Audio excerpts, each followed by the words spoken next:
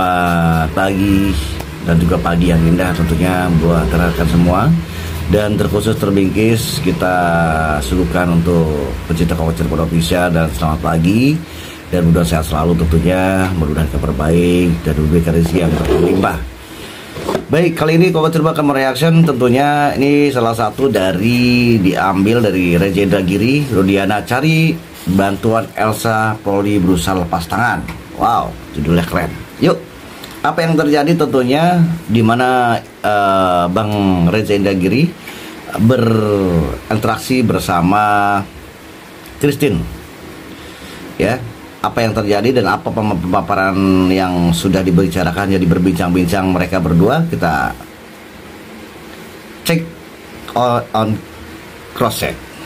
Ada beberapa hal baru Mas Reza yang perlu kami update. Kami ternyata bertemu dengan Ibtu Rudiana, ternyata masih aktif sebagai Kapolsek di Kapetakan ya.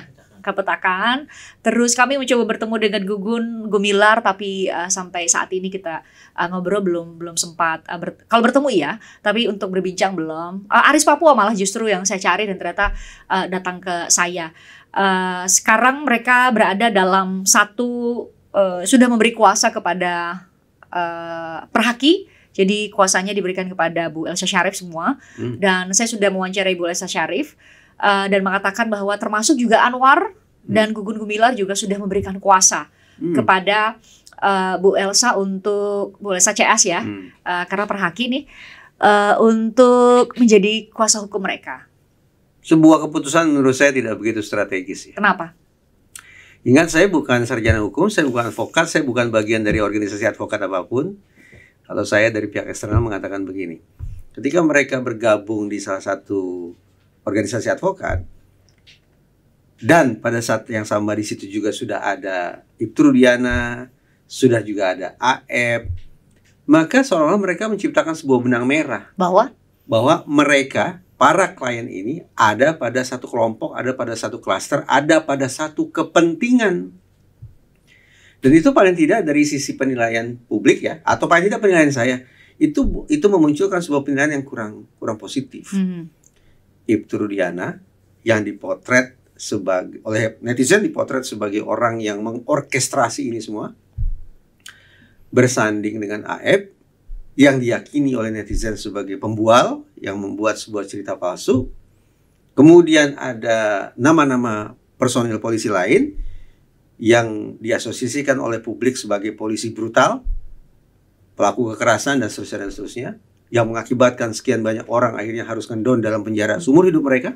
Itu kan merupakan sebuah benang merah yang tidak menyenangkan sesungguhnya. Kalau saya akan memilih, oke, saya butuh advokat, tapi saya akan pilih untuk memisahkan diri dari kemungkinan adanya pencitraan saya punya kepentingan yang sama dengan mereka-mereka ini. Agak setuju sebenarnya teman-teman. Kalau memang ini jadi asumsi yang dimana seolah-olah semua kuasa hukum dikuasakan oleh Elsa Sharif dan rekan-rekan, termasuk Rudiana, termasuk juga Anwar, termasuk Aris Papua, Gun, AF, Pasren dan lain sebagainya, ini seolah-olah menjadi satu kelompok, menjadi satu kesatuan, sehingga kami sebagai mata masyarakat atau memang kita sebagai netizen ya kan, melihatnya itu sudah mempersiapkan diri untuk berkelompok, artinya dari dalam satu kuasa hukum. Ini yang menjadi sorotan kita, yang menjadikan suatu ini polemik ya. Penilaian miring tentang Elsa Sharif dan juga Pak Rudiana semakin menyala kalau kita bilang ya, karena seolah-olah sudah dipersiapkan dikumpulkan di salah satu kuasa hukum, yang dimana tentunya yang seharusnya ya, kalaupun memang Pak Rudiana ya ingin coba untuk mencari kuasa hukum, seharusnya lebih baik itu memisahkan diri dari kelompok tersebut. Seharusnya memakai kuasa hukum dari institusi kepolisian misalkan, ataupun memang kalau memang di luar dari institusi kepolisian ya mencari kuasa hukum yang lain, sehingga kita tidak bisa menarik benang merahnya. Saat ini sudah kelihatan benang merah, kelompok berkelompok untuk persiapan untuk melawan tentunya tudingan-tudingan dan tuduhan-tuduhan dari kuasa hukum 7 terpidana. Namun yang kita lihat dari paparan mata kita, kawan-kawan, bahwa persiapan seperti ini, Pak Rudiana dan rekan-rekan yang lain, termasuk Gugun, termasuk juga Anwar, termasuk Pasren, juga AF, terus Kavi, ya, seolah-olah udah siap membentuk salah satu kubu membentuk salah satu kubu, ya, yang dimana kuasa hukumnya satu. Ini yang jadi polemik dan juga ini jadi yang menarik diperbincangkan untuk kasus ini. Oke guys, kita langsung cek and recheck kembali videonya. Jadinya kubu-kubuan ya. Nah, coba sekarang kita bayangkan para terpidana yang ditangani oleh Peradi kepentingannya apa? Bebas kan ya, mengubah putusan hukum bahwa mereka yang dipotret sebagai pelaku penganiayaan, pemerkosaan, dan juga pembunuhan ingin jadi manusia merdeka. Sementara di sini mereka akan terpotret sebagai apa? Itu tadi, malah mempertegas bahwa mereka inilah yang berusaha sedemikian rupa untuk menghambat, menghalang-halangi orang yang tidak bersalah yang ingin bebas merdeka. Ibaratnya ini adalah the abused, pihak-pihak yang sudah teraniaya. Ini seolah rentan untuk kemudian dipotret sebagai the abuser, gitu. Pihak yang melakukan penindasan itu. Itu akibat apa? Karena tadi menurut saya, karena mereka memutuskan masuk ke dalam sebuah kelompok yang sama yang ditangani oleh organisasi advokat yang sama. Ingat, saya tidak sedang bicara tentang mengecam organisasi advokat, bukan itu. Tapi saya bicara tentang bagaimana keputusan itu, keputusan para pihak itu, keputusan para klien itu akan bisa mempengaruhi penilaian publik terhadap diri mereka sendiri. Terutama nama-nama yang seperti Aris Papua gitu ya, yang mengatakan bahwa saya nggak satu circle kok dengan Ibtu Rudiana, bahkan saya tidak pernah bertugas di Polres Cirebon Kota. Kan kontradiktif, tapi ternyata keputusan mereka membuat mereka berada pada satu kubu. Paling tidak sekali lagi itu adalah penilaian netizen. Poin lain yang coba kami telusuri sebenarnya kan Mas adalah yang sering-sering sekali kita obrolkan ya. Apakah bekerja nggak sih tim khusus yang dibentuk sama Kapolri? Kami coba cari jawaban itu, tapi sayang sekali sampai kita ngobrol ini dari Polres Cirebon Kota sama sekali tidak merespon komunikasi yang coba kami bangun. Saya beberapa kali datang ke sana, kontak langsung lewat telepon maupun WhatsApp nggak direspon gitu ya. Kenapa tidak mengontak Mabes Polri? Nah, itu yang mau kita lakukan, Mas. Kita mau lakukan. Makanya saya ngobrol sama Mas Reza dulu, mungkin bisa dapat insight untuk kita sebaiknya masuk dan bertanya dengan pertanyaan yang tepat ke Mabes Polri. Belakangan kemudian, Mas, saya memang nggak menemukan jawaban itu di Polres Cirebon Kota. Bahkan sampai ke Kapolsek yang saat ini tempat Gugun Gumilar bekerja pun tidak atasan langsung ya, tidak punya jawaban atau tidak menjawab itu kepada kami. Tapi setelah saya mewawancarai Bu Elsa menceritakan bahwa memang sudah ada 2 kali pemeriksaan terhadap para kliennya. Sekarang itu sudah confirm ya, para kliennya termasuk Anwar, Gugun Gumilar, Ibtu Rudiana, Aris Papua, tidak bukan Aris Papua, tapi Gugun Gumilar dan juga Anwar dan beberapa penyidik lain. Ternyata yang dikonfirmasi oleh Bu Elsa bahwa itu sampai ke penyidik di Polda Jabar. Jadi penyidik di Polda Jabar ketika itu tahun 2016 juga sudah diperiksa oleh tim khusus yang yang pertama sudah disampaikan ke publik bahwa terbukti tidak terbukti ada pelanggaran etik dilakukan oleh Ibtu Rudiana. Nah, yang kedua, pemeriksaan kedua itu tuh 2 bulan lalu dan belum keluar. Belum keluar atau belum diumumkan ya Mas ya tepatnya? Belum diumumkan hasilnya. Hasilnya ke publik yang Mas Reza bilang ya, kok belum ada belum ada update-nya dari Mabes Polri. Ternyata dilakukan Mas pemeriksaan itu, tapi tidak seperti harapan mungkin Mas Reza dan kebanyakan netizen bahwa itu dibuka, prosesnya terbuka dan kemudian kita bisa ikuti terus gitu. Tapi ternyata memang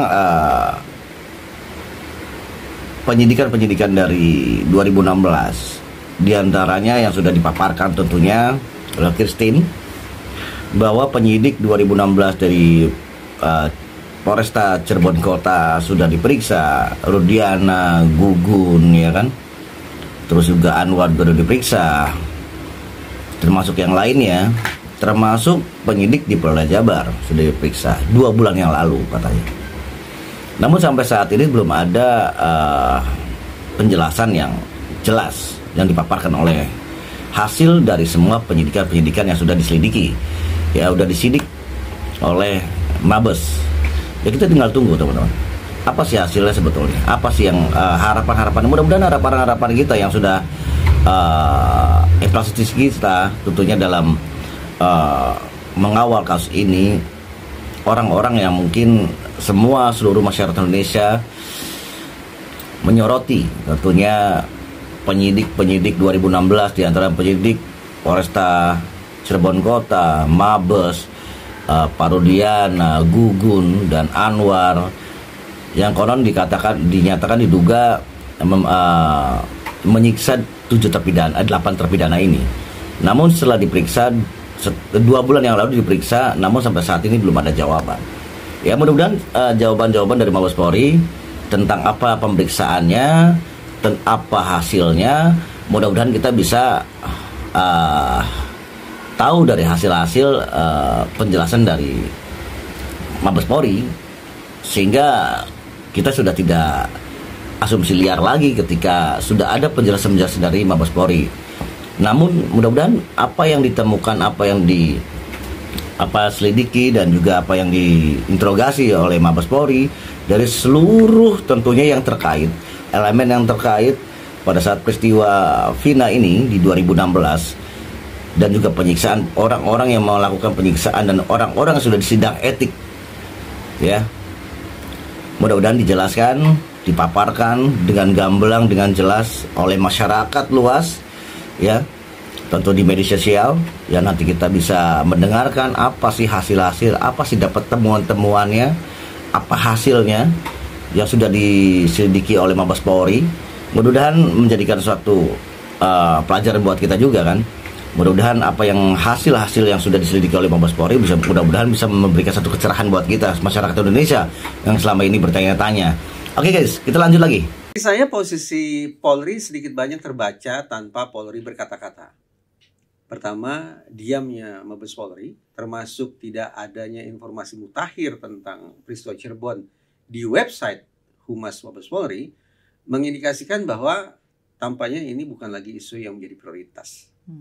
Apakah karena memang sudah tuntas jadi tidak lagi perlu diprioritaskan, hanya tinggal menunggu momen tertentu sampai kemudian Polri memutuskan untuk mengumumkan ke publik, atau karena memang dianggap tidak terlalu penting karena mungkin ada isu-isu lain. Itu satu.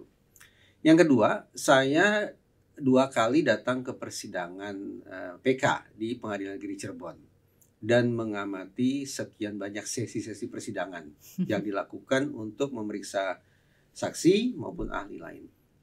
Simpulan saya begini Mbak Fristian, pihak termohon, yaitu pihak jaksa, ketika mereka menyampaikan pertanyaan, perdebatan dan segala macam, tetap posisinya adalah konfrontatif. Jadi antara pemohon, yaitu misalnya dari tim Pradi, dengan termohon, yaitu jaksa, tetap konfrontatif. Saya tidak menemukan ada pertanyaan-pertanyaan, katakanlah pertanyaan pancingan dari pihak jaksa yang memungkinkan pihak tim penasihat hukum atau pemohon untuk menceploskan bola. Tidak ada pertanyaan-pertanyaan pancingan. Apa yang kemudian saya tafsirkan? Dari sikap jaksa atau termohon sedemikian rupa, sesungguhnya terpotret sikap Polri. Bahwa Polri tetap konfrontatif. Polri tidak beringsut dari posisinya yang semula, yaitu mengacu pada hasil kerja pada tahun 2016. Kenapa kok bisa begitu? Sekarang kita balik. Saya bayangkan kalau Polri bergeser posisinya, katakanlah mengamini anggapan netizen bahwa 8 orang ini tidak bersalah, bahwa tidak ada pembunuhan, yang ada adalah kecelakaan, yang terjadi adalah rekayasa, penegakan hukum, miscarriage of justice, dan seterusnya, maka saya bayangkan Polri akan berkomunikasi dengan pihak kejaksaan untuk juga ikut menggeser posisinya, sehingga mengajukan sekali lagi pertanyaan, perdebatan dan segala macam yang ya sebutlah mendorong, membuka lebih besar lagi ruang bagi para pemohon untuk mendapatkan PK. Tetapi sekali lagi dari gestur yang ditampilkan oleh jaksa termohon, saya menangkap itu pula lah gestur, itu pula lah sikap, itu pula lah posisi Polri. Tidak ada bedanya dengan pada tahun 2016. Ini menurut Pak Indra Giri, gestur daripada jaksa pemohon tidak ada merubah, tentunya menggeserkan suatu peristiwa yang dimana peristiwa 340 pembunuhan berencana bergeser di laka lantas. Ini menurut Federal Giri. Namun dibaca dari apa yang sudah terjadi, apa yang dilakukan oleh jaksa pada saat itu dalam sidang PK yang dilakukan oleh jaksa dan juga kuasa hukum 7 terpidana, diantaranya Pradi, itu menurut kacamata baca dari Indra Giri bahwa kasus ini tetap tidak ada bergesernya. Itu adalah salah satu pencerminan dari Mabes Polri juga. Tapi mudah-mudahan kawan, apa yang dikatakan Pak Reza Indragiri mudah-mudahan meleset dari apa yang diucapkan oleh Bang Indragiri ini. Karena justru malah kita kebalik. Dengan adanya Pradi mengungkapkan apa yang sudah terjadi, dipaparkan, dibuktikan di lapangan pada saat persidangan, itu bisa menjelaskan bahwa secara saintifik yang ditemukan oleh ekstraksi handphone dari Widi ke Vina ke Widi, itu menjelaskan bahwa pada saat itu tidak ada pembunuhan yang terjadi. Karena waktunya singkat sekali kawan untuk mengorek nalar akal sehat kita bahwa terjadi pembunuhan pada saat itu dengan waktu yang sekian menit saja perbedaannya. Karena pada saat pembantaian itu ternyata ekstraksi handphone Widi kan sudah terbuka dan dibuka di dalam pengadilan oleh saksi ahli. Dan itu tidak terjadi pembunuhan karena pada saat eksekusi itu waktu ekstraksi di handphone Widi itu hampir itu bisa membantah habis bukti-bukti saintifik yang dikeluarkan oleh pihak Pradi yang dibuktikan oleh dengan handphone Widi tabs Mito itu. Ya mudah-mudahan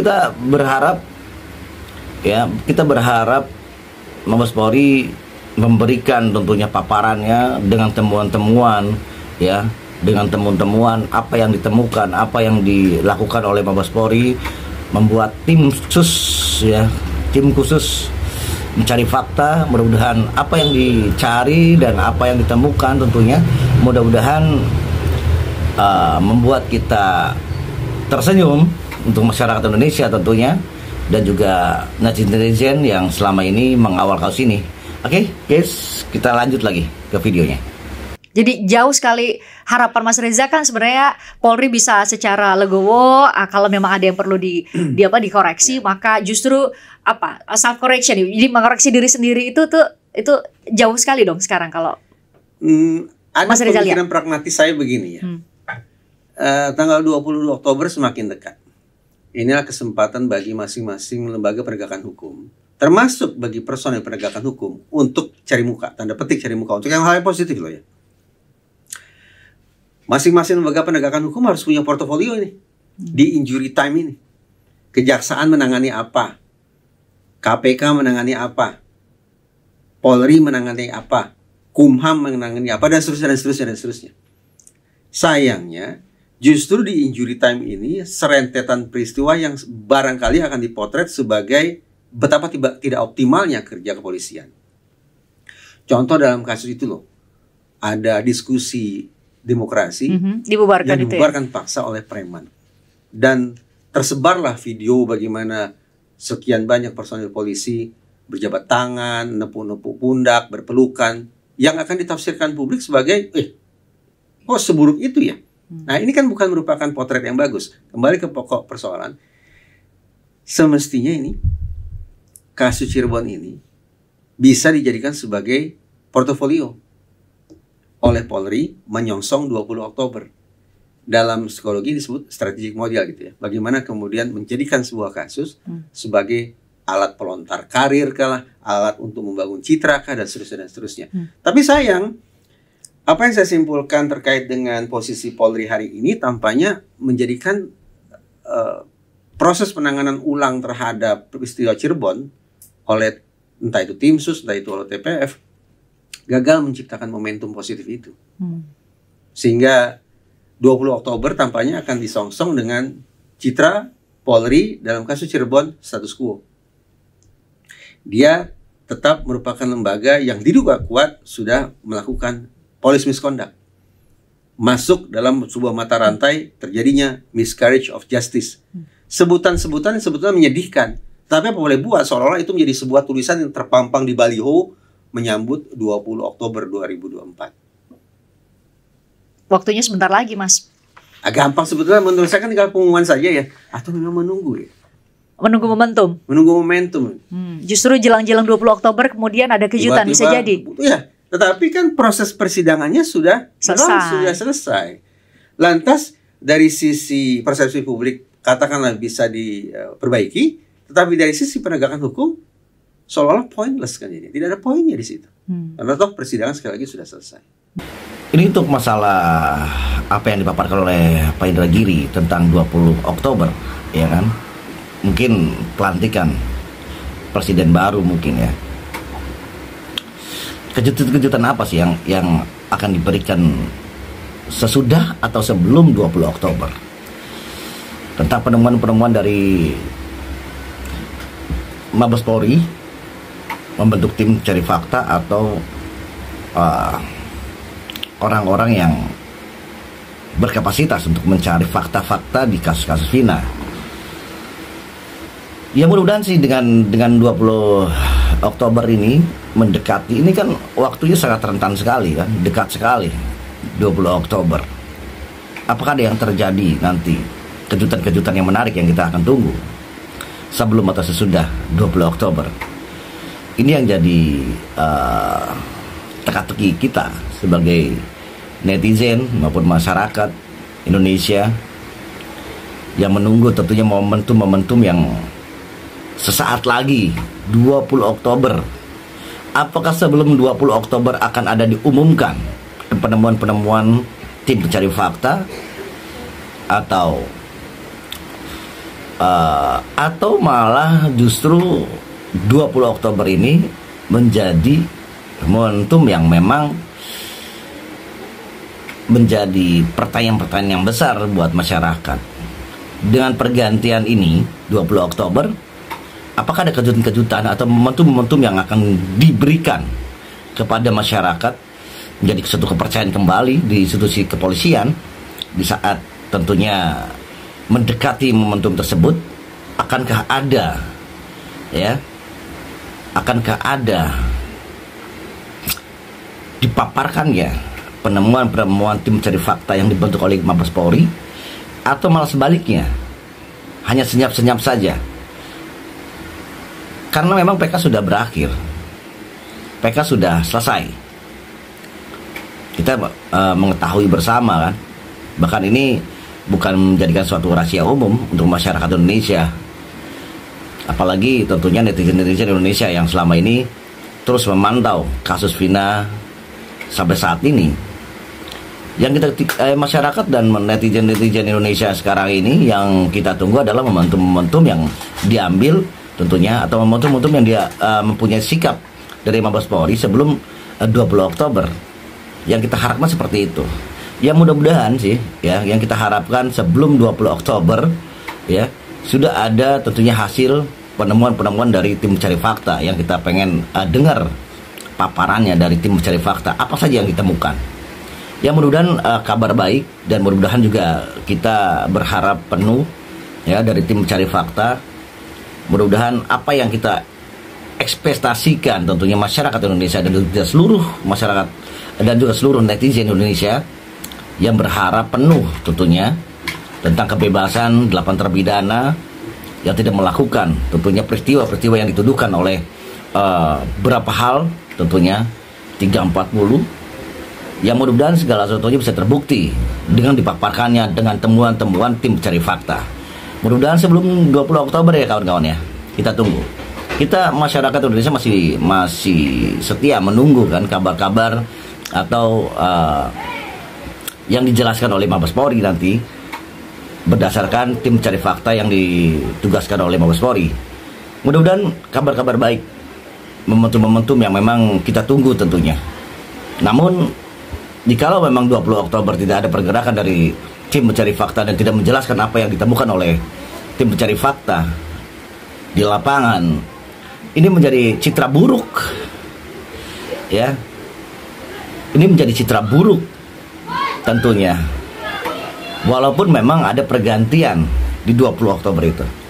Kita tunggu aja, kawan. Tapi saya mau minta tanggapan Mas Reza soal pilihan dari mereka-mereka termasuk Ibtu Rudiana, Gugun Gumilar gitu ya, Anwar, yang akhirnya memilih untuk memberikan kuasa kepada pengacara sipil. Kan kami sudah melakukan kajiannya, saya sudah tanyakan langsung kepada Bu Elsa. Memang kalau di Undang-Undang Polri itu dan beserta peraturan-peraturan turunannya boleh memang karena dapat bantuan hukum ketika statusnya sebagai tersangka maupun terdakwa. Saya tanya ke Bu Elsa bilang ya kalau di internal Polri kan itu untuk internal, tidak bisa kemudian head to head dengan para pengamat dan narasumber-narasumber lain untuk bisa mewakili kepentingan mereka dalam hal pencemaran nama baik dan lain-lain. Kalau Mas Reza melihat pilihan dari para polisi aktif ini, terlepas dari aturannya ya Mas, terlepas dari aturan, tapi secara psikologi ke publik itu gimana? Mereka punya pengacara yang diberikan kuasa, yang pengacaranya bisa kita temui ada di setiap talk show semua stasiun televisi, media. Tadi sempat saya singgung ya, bahwa mau pilih organisasi advokat manapun bagi saya sah-sah saja, silakan saja. Toh saya yakin bahwa setiap organisasi mencoba untuk profesional, menunjukkan bahwa mereka adalah organisasi yang punya integritas dan seterusnya. Tetapi dari sisi persepsi publik, mereka menciptakan sebuah benang merah yang boleh jadi beresiko bagi citra mereka sendiri. Itu satu hal. Yang kedua, saya ini berulang kali mengatakan bahwa nasib para terpidana dalam peristiwa Cirebon itu merupakan pertemuan dua hal. Satu, penegakan hukum oleh sistem peradilan pidana yang tidak begitu baik bertemu dengan, saya mengistilahkan sebagai bad lawyering, yaitu proses pendampingan hukum yang tidak optimal, yang tidak mau dikatakan tidak cakap barangkali aneh juga ya, terlalu ekstrim, tapi katakanlah tidak optimal. Nah, sekarang saya pertanyakan begini, seberapa jauh kemudian penasihat hukum yang mendampingi Ibtu Rudiana dan seterusnya, siapapun itu pendampingnya, memiliki kecakapan ekstra untuk menahan sekian banyak novum yang diajukan oleh para pemohon. Kenapa saya katakan begitu? Ini sekarang tampaknya novum yang paling diajukan adalah bukti-bukti saintifik ya. Kalau tentang keterangan saksi dan segala macam itu silakan saja. Tapi ada bukti-bukti saintifik berupa ekstraksi data, komunikasi dan seterusnya yang hitung-hitungan di atas kertas menurut saya sangat sulit untuk ditolak, sulit untuk disangkal. Muncul masalah begini. Ketika persidangan tahun 2016, terdakwa dan penasihat hukum mereka tidak punya akses untuk memberikan uji tandingan terhadap bukti tersebut. Masuk akal ya? Tahun 2016, Saka Tatal, Sudirman dan kawan-kawan, Ibu Titin dan kawan-kawan, Pak Jogi dan kawan-kawan tidak punya akses untuk menguji bukti-bukti yang dihadirkan di persidangan. Mereka dalam posisi berpasrah diri. Sepenuhnya barang bukti dikuasai oleh pihak penyidik, jaksa penuntut umum, yang kemudian diamini oleh hakim. Sekarang kan situasi berbalik. Bukti-bukti saintifik, yaitu bukti komunikasi elektronik, dikuasai sepenuhnya oleh siapa? Oleh pihak pemohon. Saka Tatal, Sudirman, dan seterusnya, plus penasihat hukum mereka. Sementara Ibtu Rudiana, AF, siapa lagi?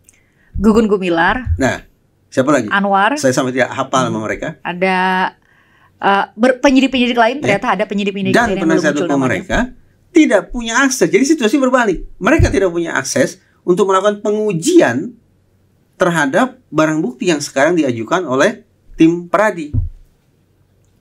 Berarti wajar dong kalau kemudian saya membangun hipotesis, mereka sudah kalah pada satu aspek itu. Mereka tidak bisa melakukan uji tandingan terhadap barang-barang yang diyakini oleh tim Peradi sebagai bukti yang tidak terbantahkan tentang peristiwa Cirebon. Betul dipaparkan oleh Pak Indragiri pada saat 2016, persidangan 2016, semuanya dikuasai oleh kepolisian, bukti-bukti itu, dan tidak bisa ada akses tentunya, tidak akses untuk ada bukti tandingan yang didapatkan oleh Bu Titin dan kawan-kawan, Pak Jorgi juga dan kawan-kawan. di saat 2016 dikuasai oleh kepolisian dan kejaksaan dan diamini oleh hakim. Namun di 2024 ini sangat terbalik sekali kawan-kawan. Justru dari pihak kepolisian, dari orang-orang yang diduga tentunya yang melakukan, yang terlibat di dalam proses-proses kasus Vina ini, ya diantara Jafar Rudiana, Gugu, Anwar, ya Kavi, seolah-olah tidak bisa masuk akses di dalam persidangan ini 2024. Ini kebalik sekali, sangat kebalik sekali.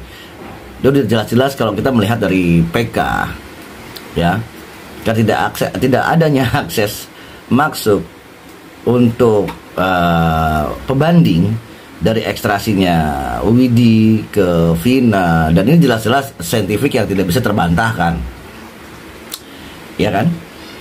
Dan seolah-olah ini kalau kita menilai dalam kacamata kita seorang netizen ya tak kena hukum, kita bicara tentang pemaparan PK ini jelas-jelas dia menangkan oleh 8 terpidana. Sangat terbalik sekali teman-teman, ya kan? Di 2016 semuanya barang bukti dan sebagainya dikuasai oleh kepolisian dan jaksa dan diamini oleh hakim. Tapi di 2024 malah justru kebalik sih, ya kan? Semua novum yang diajukan, banyak sekali novum yang diajukan oleh tim kuasa hukum dari 8 terpidana oleh Pradi, ya. Tidak ada tentunya, apalagi dengan ekstraksi yang sudah ditemukan yang menjadikan satu saintifik yang tidak bisa terbantahkan, kawan. Ini seru juga nih. Tinggal kita tunggu momentum apa saja yang nanti akan terjadi. Kita lanjut lagi yuk. Ini kan ada jutaan tafsir ya. Di balik kalimat ini siapa itu ada jutaan tafsir. Misalnya begini, bisa tidak kita bangun profiling berdasarkan SMS ini? Ya. Contoh, ini siapa pakai tanda tanya gitu ya. Pertanyaan, apakah Vina ketika berbahasa lewat SMS memang terbiasa menggunakan tanda baca kah? Seteratur itu kah? Kalau sebelum-sebelumnya dia tidak biasa menggunakan tanda baca, tapi sekarang memakai tanda baca, ini siapa? Maka memang masuk akal kalau kita menduga jangan-jangan yang mengetik SMS ini bukanlah Vina. Ya, yang menguasai handphonenya bukan dia gitu ya. Lalu siapa? Eki mungkin, bisa saja kan kita bertanya kan, berspekulasi. Ya silakan cek juga, lakukan profiling terhadap SMS yang lazimnya dilakukan oleh Eki. Seberapa teratur, seberapa tertib dia dalam berbahasa tulisan. Siapa atau siapa gitu kan, biasa begitu ya. Itu kan kita mencoba membangun profiling dengan data yang terbatas, dengan melihat kebiasaan mereka dalam ber-SMS pada waktu-waktu sebelumnya. Itu satu hal. Yang kedua, bagi saya peristiwa Cirebon ini kan ada 2 isu utama. Satu, apakah kedua korban itu meninggal akibat kecelakaan atau akibat perbuatan orang lain? Akibat perbuatan orang lain itu yang disinonimkan sebagai pembunuhan. Jadi saya sederhanakan, isu pertamanya apakah Eki dan Vina meninggal akibat kecelakaan kah atau pembunuhan kah? Isu pertama ini memunculkan isu kedua, yakni kalau ini memang merupakan pembunuhan, siapa pelakunya? Begitu kan ya? Bagi para terpidana, sesungguhnya tidak terlalu penting bicara tentang apakah ini akibat kecelakaan ataukah ini pembunuhan. Yang jelas mereka ingin mengatakan kami tidak tahu menahu, titik. Jadi anggaplah misalnya Ibu Elsa yang mengatakan yang menyajikan ini. Kemudian anggaplah dari data ini ditafsirkan, oh berarti benar loh ada pembunuhan. Bagi saya silakan saja. Tetapi sekarang pertarungannya adalah apa sesungguhnya peran dari 8 orang tersebut. Kalau kita mengacu pada kronologi waktu secara keseluruhan, termasuk dengan memasukkan data yang baru ini, maka menurut saya tetap 8 orang itu tidak punya kontribusi atau peran apapun dalam situasi yang disebut-sebut sebagai pembunuhan terhadap almarhumah Vina dan almarhum Eki. Apakah itu artinya, Mas, justru membuka peluang bahwa kalau benar terjadi pembunuhan tapi bukan oleh mereka? Nah, tadi saya katakan, kalau memang ini pembunuhan, muncul isu kedua, siapa pelakunya? Itu tidak terlalu penting, bagi 8 orang ini tidak terlalu penting. Yang mengajukan PK ini? Iya. 8 orang terpidana mengajukan PK ini tidak terlalu penting. Karena kronologi waktu secara keseluruhan menunjukkan mereka tidak melakukan apapun terkait dengan meninggalnya Vina dan Eki. Baik itu meninggalnya akibat kecelakaan maupun meninggalnya konon akibat pembunuhan. Dengan kata lain, ini membuka ruang diskusi baru, membuka, katakanlah ya, saya meresponnya secara positif, membuka kemungkinan penegakan hukum yang baru, tetapi justru malah menambah beban baru juga. Yaitu?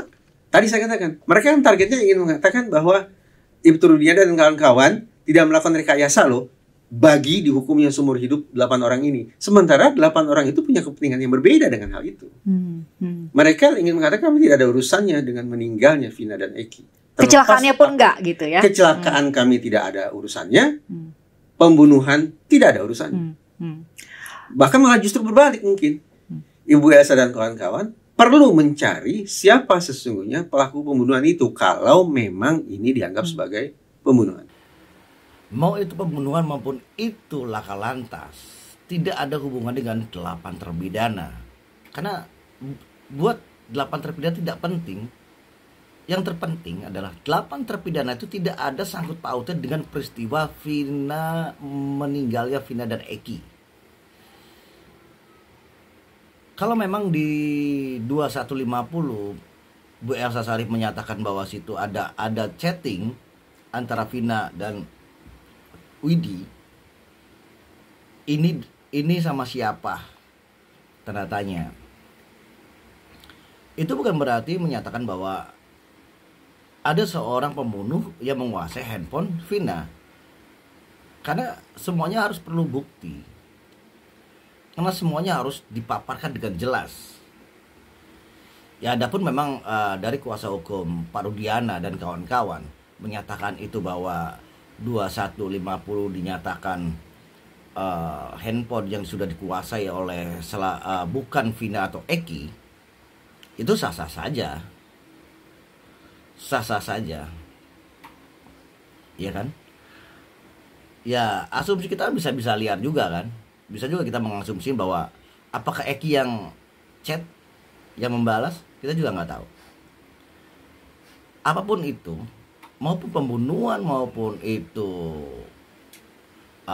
laka lantas, tidak ada hubungannya dari 8 orang yang mendekam di jeruji besi saat ini. Ya kan? Kalau kita melihat dari kronologis ya, tidak ada sangkut pautnya dengan 8 terpidana ini. Kalaupun memang Elsa Sharif menyatakan bahwa ada pembunuhnya, yang jadi pertanyaan siapa pembunuhnya?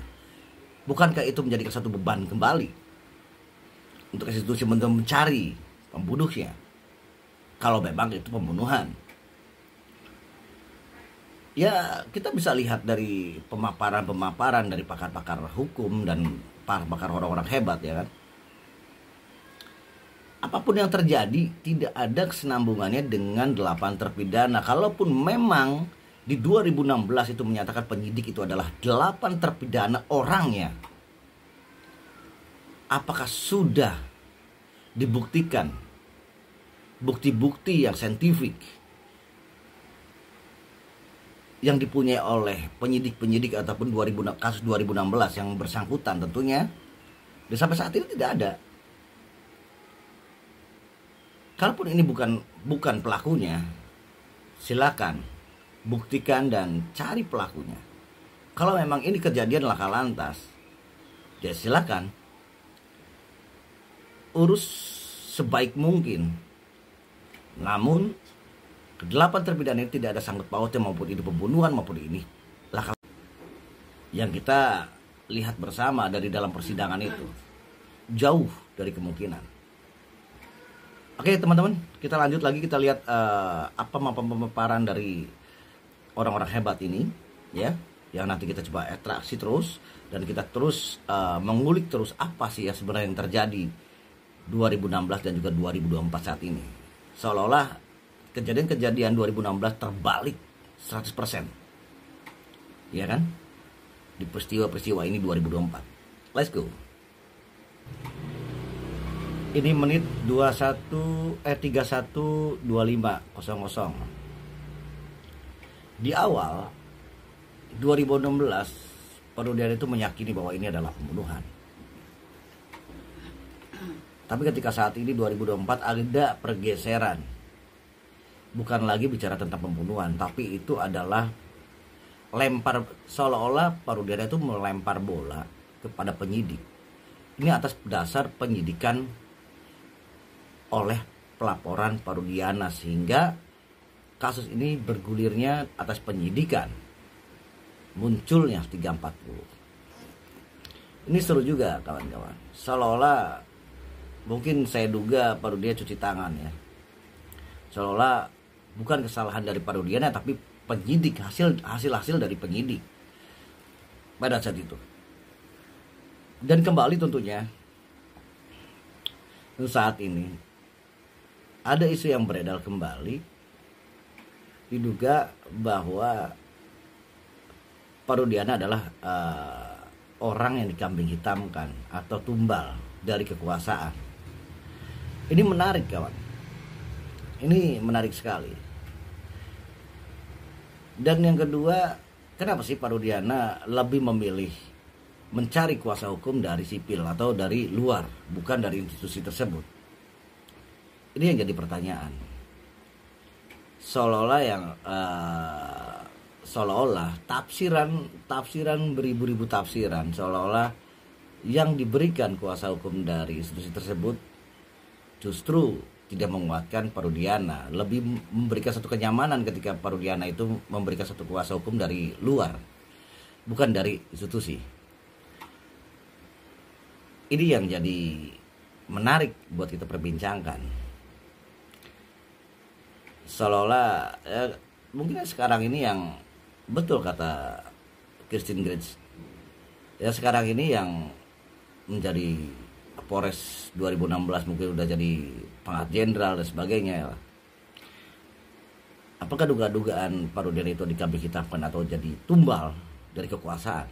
Kita juga nggak tahu. Atau memang Perludiana saat ini diduga cuci tangan, juga kita nggak tahu. Kita hanya netizen yang bisa memberikan satu suguhan yang terbaik buat masyarakat Indonesia. Namun segala sesuatunya netizen dan juga masyarakat Indonesia bisa menilai tentang kasus meninggalnya Vina dan Eki 2016. Oke guys, kita lanjut lagi. Awal sekali posisi Ibu Perludiana adalah bersikukuh ini adalah pembunuhan. Oke? Waktu bergulir. Narasi berdinamika sedemikian rupa. Saya menangkap kesan Ibu Perludiana bergeser. Dia tidak lagi bersikukuh pada ini adalah pembunuhan. Dia bergeser menjadi ini adalah hasil kerja penyidik. Kapan menurut Anda? Ingatan numerik saya buruk. Kalau ditanya angka, jumlah uang di rekening, tanggal lahir istri saya lupa tuh. Ukuran lensa kacamata saya tidak ingat. Jadi kalau pertanyaannya numerik, angka, tanggal dan seterusnya, kapan, saya tidak bisa jawab. Tapi saya menangkap itu. Sekali lagi saya ulang, awalnya Ibu Perludiana muncul dengan narasi satu saja, pembunuhan, bahwa ini pembunuhan, titik. Bergeser karena terjadi percakapan sedemikian rupa di jagat maya. Dia tidak lagi bicara tentang ini pembunuhan, titik, tidak, tapi ini kan hasil kerja penyidik. Saya sebatas pelapor. Kelihatan ya pergeseran posisinya. Apa yang saya tangkap? Ibu Perludiana mencoba melepas diri dari penyidik. Satu ya. Nah, kemudian Ibu Perludiana dan kawan-kawan alih-alih mendapatkan bantuan hukum dari kantornya sendiri, justru mencari bantuan hukum ke pihak eksternal. Apa yang ingin saya tafsirkan? Adakah kemungkinan, saya tanda tanya ini, adakah kemungkinan sekarang pun institusi menjaga jarak, melepas diri dari Ibu Perludiana? Pernyataan Mas Reza tadi mau saya sambungkan dengan adakah probabilitas kalau kita ikuti pola berpikirnya Bu Elsa, kita asumsikan benar bahwa tim Rudiana ini hanya menguasai, dalam tanda petik sekali lagi, menguasai para terpidana ini, yang sekarang terpidana ini, itu hanya dalam kurun waktu 30 menit, sehingga bisa jadi apa yang mereka ceritakan itu dilakukan pada tahapan lain. Ada tahapan lain ya, setelah itu diserahkan pada Serse, mereka punya waktu 1 kali 24 jam untuk diperiksa di Serse oleh penyidik Serse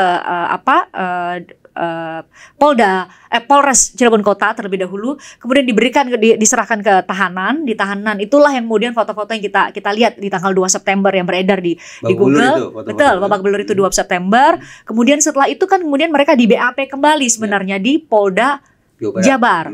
Jadi Bu Elsa mempertanyakan pada saya, coba kamu cari di tahapan mana dengan penggambaran para terpidana ini, tahapan mana paling mungkin dilakukan itu, Mas. Tadi dengan asumsi atau analisis Mas Reza, apakah justru saat ini Ibtu Rudiana tengah mau dikambing hitamkan akibat perbuatan mereka? Ya kalau kita lihat tahapannya, Mas, itu kan bisa jadi pangkatnya jauh lebih tinggi dong. Mungkin bisa jadi sudah jenderal sekarang ketika ada di Polda Jabar. Kalau ada di Polres Cirebon Kota mungkin jadi sekarang sudah juga tinggi pangkatnya, ada di beredar nama-namanya. Jadi mau disalahkan hanya Ibtu Rudiana nih. Ketika saya sempat mengajar di perguruan tinggi ilmu kepolisian, saya selalu mengatakan ada 3 unit kerja yang sangat strategis dan dibutuhkan untuk reformasi Polri. Salah satunya adalah SDM. Yaitu apa kepanjangannya? Sumber daya manusia. Karena keyakinan saya bahwa organisasi sangat tergantung pada manusia di dalamnya. Tapi apa celetukan mahasiswa? Mereka punya pemaknaan sendiri tentang SDM. Apa itu? Selamatkan diri masing-masing. Ketika Mbak Christian cerita barusan, kok saya teringat wajah mahasiswa itu. Apakah kita sekarang sedang menyaksikan bagaimana dalam pergulatan peristiwa Cirebon ini, di dalam organisasi penegakan hukum sedang ada SDM itu? Selamatkan diri masing-masing. Sehingga instansi atau organisasi beralasan untuk mengatakan itu oknum, bukan kami. Saya pernah menantang Pak Ugroseno begini, Pak, kalau mengacu pada paparan Bapak waktu dia dicerita panjang lebar, berarti kekacauan penegakan hukum pada peristiwa Cirebon harus dianggap sebagai kekacauan sistemik, Pak. Tidak relevan lagi kita pakai kata oknum, apalagi kalau mereka sudah ada surat tugas dan segala macam. Itu perkataan saya. Tetapi kalau manuvernya adalah seperti yang sekarang sedang kita perbincangkan, tampaknya itu yang sedang coba dibangun, bahwa dibendunglah sekelompok personil polisi itu sehingga bisa dicap mereka adalah oknum dan lembaga organisasi bisa berlepas tangan. Secara kebetulan potret semacam ini kalau benar ya, mirip dengan alur yang tadi saya coba baca. Bagaimana Ibtu Rudiana sekarang bernarasi, itu kan hasil kerja penyidik. Jadi yang ingin belum keluar aja tuh kalimat bahwa di saya ini hanya 30 menit nih saya menahan mereka. Yang dipojokkan siapa dengan kalimat seperti itu? Jangan salahkan saya. Saya pangkat rendah. Saya keluarga korban. Yang melakukan penyidikan siapa? Ya penyidik. Jadi kalau ada pihak yang harus disalahkan adalah penyidik. Kan mirip jadi. Ada benang merahnya ya. Tambah lagi, kok ada personil-personil Polri yang justru seolah tidak mendapatkan pendampingan hukum dari kantornya sendiri, sehingga mencari pendampingan hukum ke pihak eksternal. Terlepas apakah itu prosedural atau tidak, salah atau benar, itu soal lain. Yang ingin saya katakan, sehingga muncul tafsiran bahwa personil polisi yang berhimpun sekarang di organisasi apa tadi, saya lupa itu. Perhaki. Seolah mereka itu memang dilepas sedemikian rupa, dibangun tembok sedemikian rupa, sehingga lembaga bersih tangannya dari orang-orang ini. SDM. Selamatkan diri masing-masing. Mungkinkah itu? Oke. Saya sampai di timeline itu dulu ya. Jadi jam 4 sore diamankan oleh tim Pak Rudiana dan Bu Elsa bilang kemungkinan hanya sekitar 30 menit dikuasai oleh timnya Pak Rudiana, kemudian diserahkan ke Serse di Polres Cirebon Kota. Itu 1 kali 24 jam, artinya 1 September ya. Ketika tanggal 27, 28, 29, 30, betul 21 kali 24 jam berarti 1 September. Bu Elsa menyerahkan pada saya, Mas Reza bisa lihat, kita bisa tayangkan secara full di layar. Ini adalah foto para terpidana.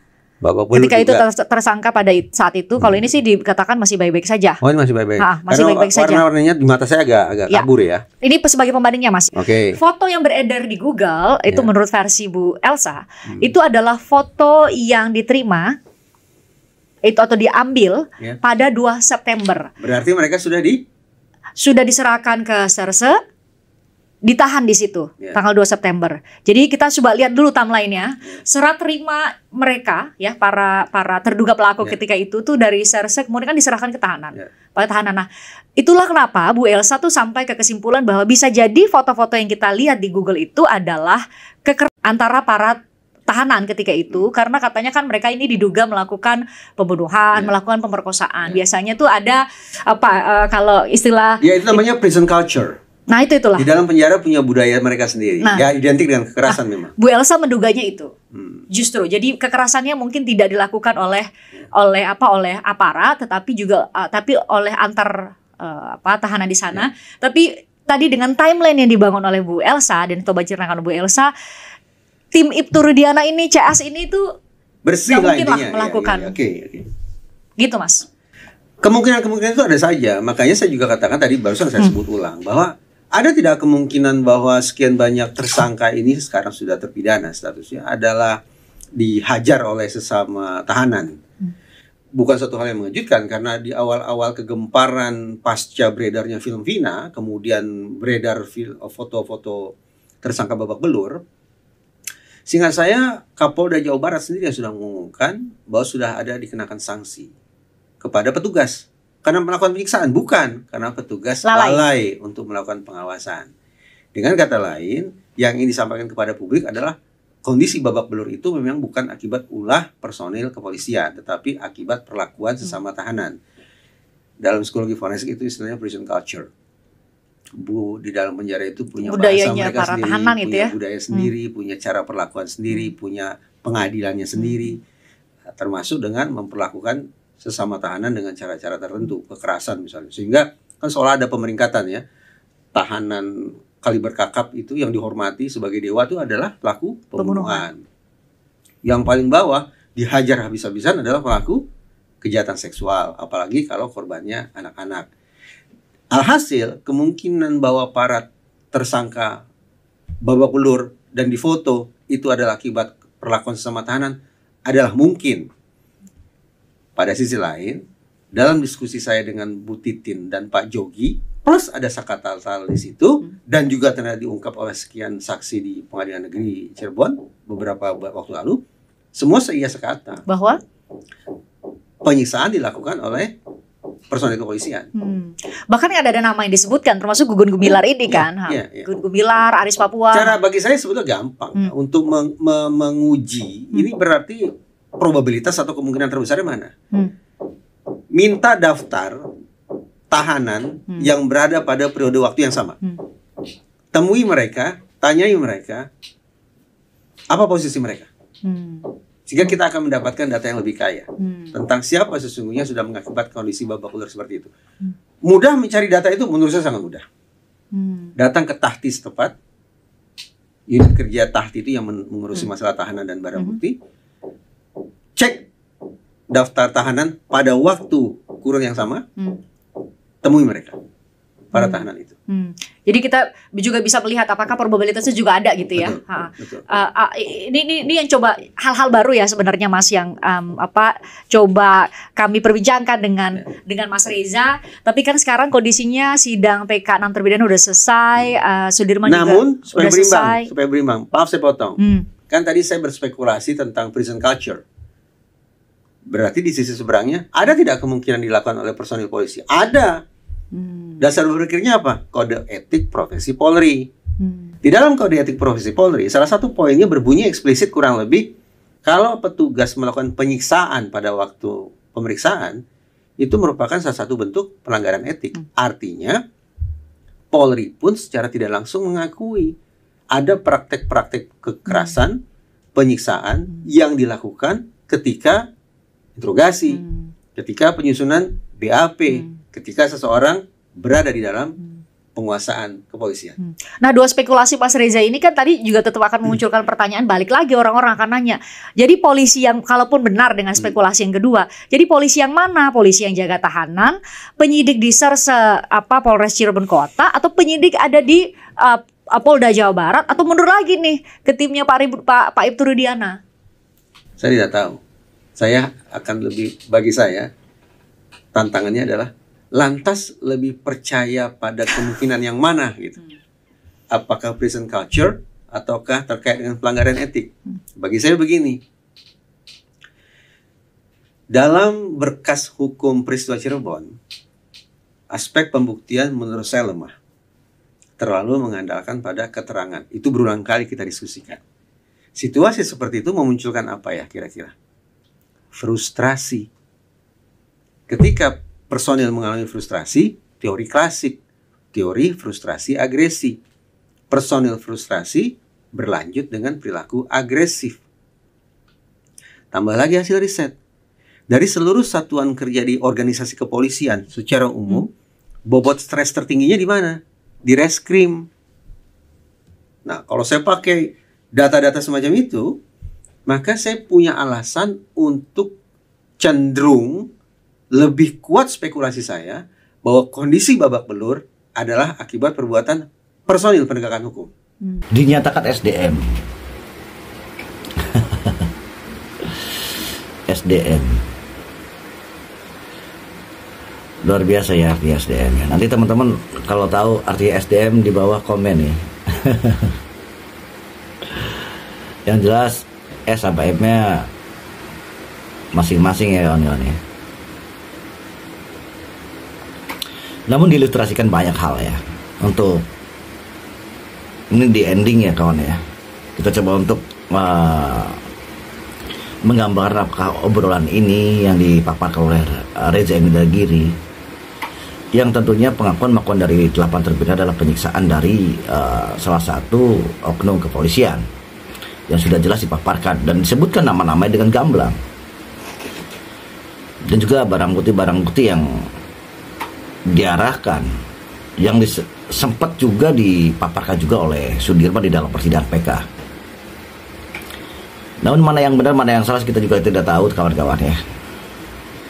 Jadi kalau dari penyiksaan, kalau memang ini ada penyiksaan di dalam tahanan, tadi sudah dipaparkan oleh Pak Indragiri, bisa dilihat data-data pada saat itu 2016 yang dalam satu tahanan. Siapa-siapa saja orang-orangnya di dalam pertahanan itu juga bisa menjadikan satu pengembangan untuk mencari kebenaran bahwa di dalam tahanan itu menyiksa 8 terpidana atau malah yang sidang etik atau dari institusi kepolisian yang melakukan tekanan verbal maupun penganiayaan tersebut. Ini semakin seru peristiwa ini setelah selesainya PK kawan-kawan. Banyak dugaan-dugaan yang memang kita masih perbincangkan di dalam kasus Vina dan juga Eki Cirebon, karena banyak hal yang memang kita duga dan banyak kita juga mendapatkan informasi-informasi terkait dari paparan-paparan dari Pak Indragiri dan sebagainya. Namun dari kuasa hukum Elsa Sharif juga mempunyai alibi yang kuat juga. Tinggal gimana kita tentunya menyodorkan, memberikan satu suguhan untuk para netizen dan masyarakat Indonesia untuk menilai mana sih yang paling benar, mana yang masuk logika kita, mana sih yang sebetulnya yang terjadi, apakah ini kasus pembunuhan atau laka lantas. Nanti bisa kita lihat ketika nanti adanya ya pengumuman dari hasil PK kawan-kawan. Kita masih menunggu tentunya, bukan hanya menunggu hasil PK saja, tapi menunggu juga hasil tim pencari fakta yang selama ini sudah turun,